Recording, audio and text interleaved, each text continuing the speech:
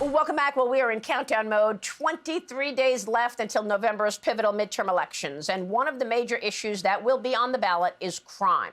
New York, Chicago, Los Angeles, just some of the major cities that have seen a major spike in crime this year under progressive prosecutors. Last weekend, crime literally came to the front doorstep of New York Republican gubernatorial candidate Lee Zeldin's home on Long Island when two teenagers were shot outside of Zeldin's home while his daughters were inside doing their homework. And this is not the first time this year Zeldin has dealt with crime personally in New York. In July, he was attacked while on the campaign trail by a man wielding a sharp object.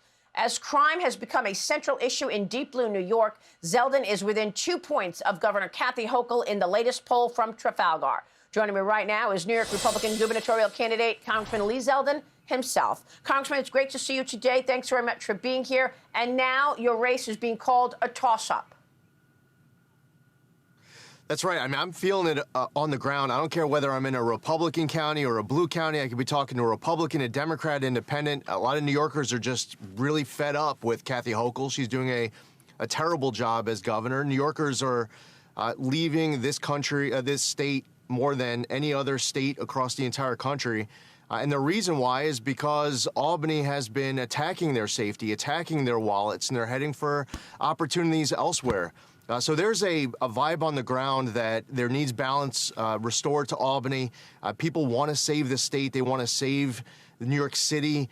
And they're tired of having to wake up every morning and read all of the headlines of a rising crime in their own neighborhood, places where they used to feel safe and walk the streets comfortably. And now they're calling an Uber just to go a couple blocks. That's right. And that is why you are closing in on Kathy Hochul. Real Clear Politics said it was a toss-up yesterday. Let me ask you, Congressman, what your plans are should you win in your first 100 days. What are you going to do?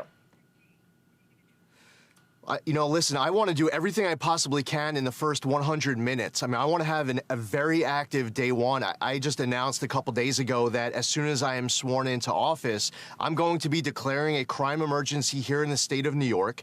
I'm going to suspend New York's cashless bail laws and some other pro-criminal laws that have been passed, force the legislature to come to the table to negotiate an improvement because we have to take back our streets. We need law-abiding New Yorkers back in control of New York streets instead of criminals. And there are people who are in charge right now, from Kathy Hochul to these Democrats controlling the state legislature, who feel like they haven't passed enough pro-criminal laws. So this is an action on day one. I've previously announced that my first action, my first day that I'm in office, is telling the Manhattan District Attorney Alvin Bragg that he's being removed for his refusal to enforce the law. But it doesn't stop there. We need to support our men and women in law enforcement.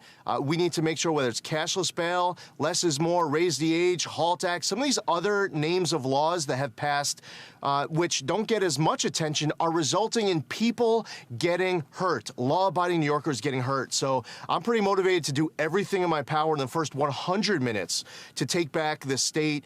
And listen, there's going to be opportunities beyond that, but we're going to have a very aggressive day one so that New Yorkers know that we're wasting no time to restore the state to glory. Well, the city and the state are a mess. That I can certainly prove. I live there. And I will tell you that part of the conversation in New York is also about these migrants coming in, illegal migrants. Mayor Adams now says that he is going to be setting up shelters all throughout New York, and the migrants are going to school in New York. Give us a sense of some of the benefits that these illegal migrants get when these buses show up in New York, and these people want work. They get free cell phones. What else do they get? Yeah, and they're getting free housing. They have access to schools. They have access to hospitals. They are able to, in many respects, get incentivized and rewarded from the federal government, the state government, and the city. And that's only encouraging more people to come across every day. And that's a burden. It costs a lot of money. But here's the thing. We hear about this red state versus blue state battle, a blue city mayor versus a red city mayor. But even if they got totally on the same page and they were working perfectly in unison to tackle this crime, this rising migrants coming across, people, but also things like fentanyl and other illicit drugs. Even if they were totally on the same page, it doesn't solve this because you still have people and things coming across every single day. You need the federal government to step in. Joe Biden, the Biden administration must lead, or this will never get tackled. We need to see them secure the southern border. They need to finish construction of the border wall, end catch and release, enforce the Remain in Mexico policy. As we were just talking about, stop incentivizing and rewarding illegal entry. Maybe instead of attacking Customs and Border Patrol agents, they should be supporting them. If you secure our southern border, then all the different levels of government, Republicans and Democrats all working together, you can actually solve this. But this is only going to get worse if the federal government and Joe Biden doesn't step in to lead. Well, will you support the NYPD? You know, when you're looking specifically at New York and the impact on New York, it has been bloodshed, whether it be defund the police or cashless bail. Tell me about that. And in terms of the economy, another major issue, how long is it going to take to bring this state back to glory? You've got people leaving because of all of these issues.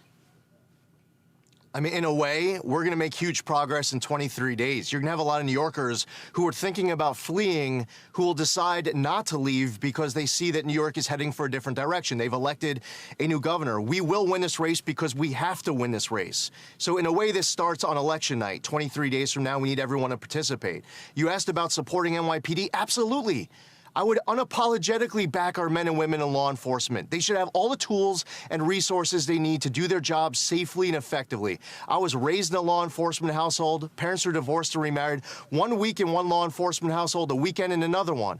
As far as the NYPD goes, my running mate, our state's next lieutenant governor, Allison Esposito, just retired, 25 years in the NYPD. She was the commanding officer of the 70th Precinct in Brooklyn. So we are focused on law and order, taking back our streets, and absolutely supporting our men and women in blue. And thank you to the Suffolk County law enforcement responding so well 1 week ago today when my daughters were sitting there peacefully doing homework at a kitchen table when my home became the site of a drive-by gang-related shooting with a bullet landing 30 feet from where they were sitting and 2 people shot laying down on the ground about 10 feet from where they were sitting. So this isn't just a New York City issue. It's about all of us everywhere. And as far as the economy goes, we have to bring spending under control. We have to cut taxes across the board. We need to make sure that we're bringing down energy costs and that New York can be affordable again because people, families, their American dreams are no longer New York dreams and they're heading out.